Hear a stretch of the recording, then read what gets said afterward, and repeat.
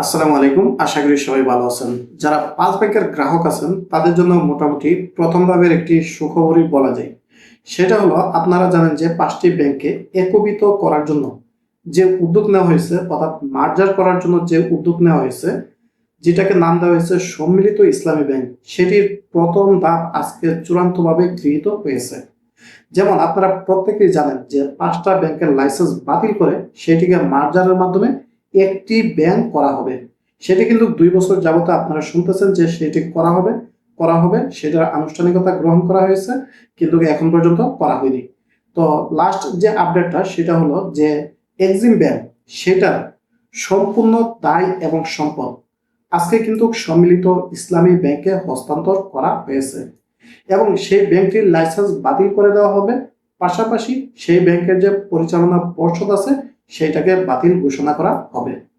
এটাকে কিন্তু প্রথম অবস্থায় সম্মিলিত ইসলামী ব্যাংকের মার্জারের জন্য প্রথম এক্সিম ব্যাংক দিয়ে শুরু করছে। এরপরে কিন্তু এই আগস্ট মাসে প্রত্যেকটা ব্যাংকের এই যে দায় এবং সম্পদ সেগুলো কিন্তু ইসলামী ব্যাংক, সম্মিলিত ইসলামী ব্যাংক বুঝে নেবে এবং পাশাপাশি তাদের যে পরিচালনা পর্ষদ আছে সেগুলোকে বিলুপ্ত ঘোষণা করা হবে।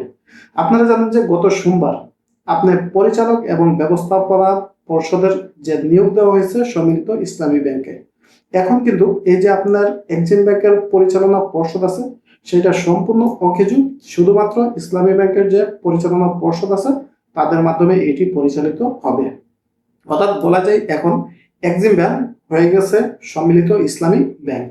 এবং পাশাপাশি এ মাসেই বলা হয়েছে যে আপনার যে ফার্স্ট সিকিউরিটি আছে, গ্লোবাল আছে, তারপরে সোশ্যাল ইসলামী ব্যাংক আছে, এই যে ব্যাংকগুলো আছে আরো যে বাকি 4টা ব্যাংক আছে সেগুলোরও পরিচালনা পর্ষদ ব্যাংকে এই মাসের ভিতরেই সম্মিলিত ইসলামী ব্যাংকের কাঠামো গঠন করা হবে।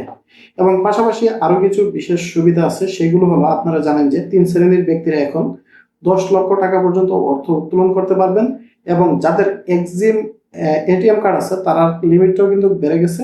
অর্থাৎ প্রত্যেকদিন চাইলে আপনি 20,000 টাকা করে উত্তোলন করতে পারবেন।